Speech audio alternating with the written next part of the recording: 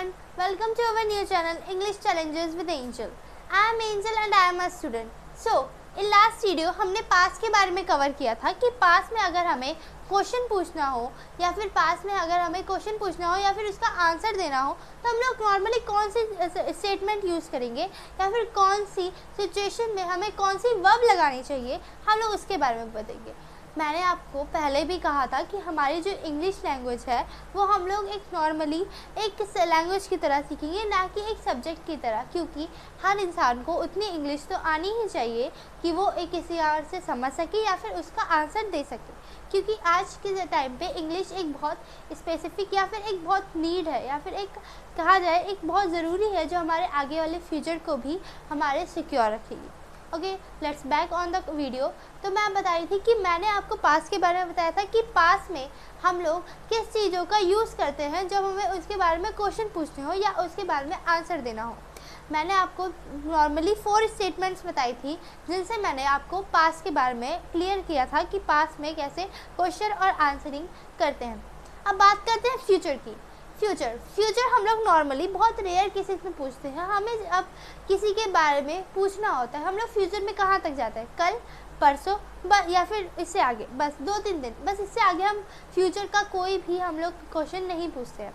तो ऐसे ही सवालों में जब हमें किसी भी बारे में पूछना हो कि क्या आप ये काम कल करोगे या फिर नहीं करोगे, तब हम लोग किसका यूज़ करते हैं।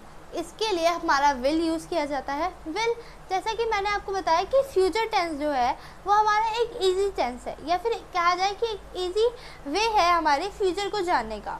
फ्यूचर टेंस में हमारा जो विल है वो ही अलग, मतलब वो ही थोड़ा इम्प्रूव होकर आगे सब टेंस में यूज़ किया जाता है। जैसा कि हमारा पास्ट और प्रेजेंट है, हमने हर सिचुएशन में अलग अलग वर्ब्स यूज़ की थी, मगर विल में अगर फ्यूचर टेंस में ऐसा कुछ नहीं होता। ठीक है, सो अब बात करते हैं विल की। अब विल हमारा सिंगुलर और प्लूरल दोनों सब्जेक्ट्स के साथ यूज़ किया जाता है। Singular he, she, name, it और प्लूरल आई, वी, यू, दे। ये थे हमारे सब्जेक्ट्स। हमारा विल जो है उन दोनों सब्जेक्ट्स के साथ यूज़ किया जाता है। अब अगर हमें किसी में सेंटेंस में बनाना हो या फिर हमें फ्यूचर में कोई आंसर क्वेश्चन पूछना हो कि कल आपने खाना खाया या फिर नहीं खाया, या फिर कल आप खाना खाओगे कि नहीं खाओगे, तो हम लोगों ने पूछा कि कल आप खाना खाओगे कि नहीं खाओगे। मैंने कब से पूछा आपके बारे में कि आने वाले कल के बारे में पूछा कि कल आप खाना खाओगे या फिर नहीं खाओगे। आप बोलोगे हाँ मैं कल खाना खाऊंगा, हाँ या फिर नहीं। आप 2 तरह से आंसर दोगे, नहीं मैं कल खाना नहीं खाऊंगा। मैंने आपको बताया था लास्ट वीडियो में कि हम लोग नॉर्मली 2 टाइप से क्वेश्चन पूछ सकते हैं। पहला, जब हमें येस और नो में आंसर देना हो। दूसरा, जब हमें अपने आंसर को एक्सप्लेन करना हो, तो हम लोग विल का यूज़ करते हैं। Okay, so let's get on the our topic.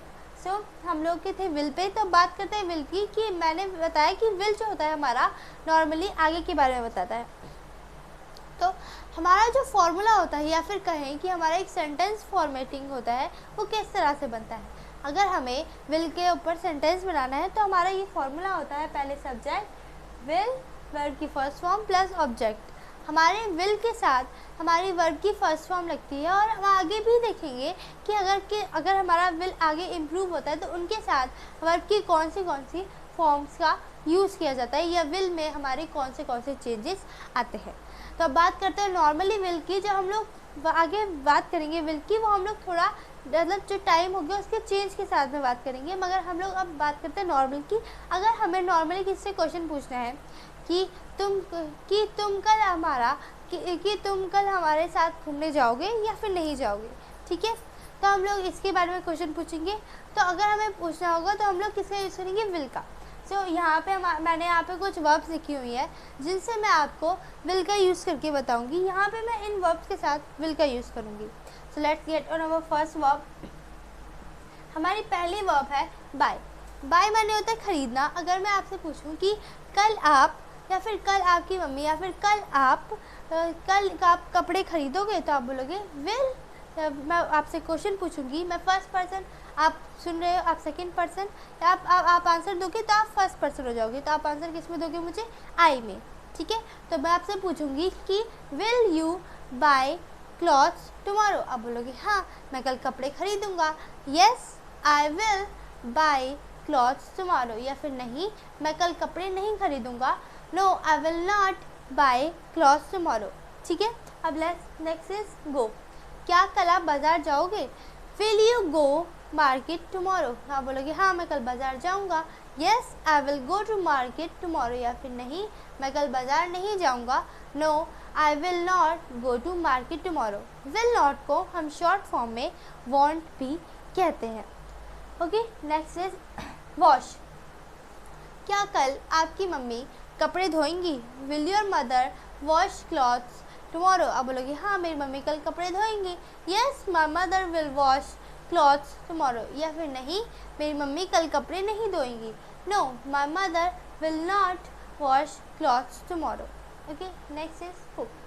क्या आपकी बहन शाम को खाना बनाएगी? Will your sister cook food in the evening? बोलेगी हाँ मेरी बहन शाम को खाना बनाएगी. Yes my sister will cook food in the evening. नहीं मेरी बहन शाम को खाना नहीं बनाएगी, no my sister will not या फिर won't cook food in the evening. next is eat. क्या कल आप हमारे साथ लंच करोगे? Will you to lunch या फिर will you eat lunch with us tomorrow? आप बोलोगे हाँ मैं कल आपके साथ लंच करूँगा. Yes I will eat lunch with you tomorrow. Okay, या फिर नहीं मैं कल आपके साथ लंच नहीं करूँगा, no I will not eat lunch with you tomorrow. Okay, that's all about the will and I hope ये आपको क्लियर होगा. और thank you for watching and giving your precious time and till then keep learning and thank you for watching. You can take the screenshot now.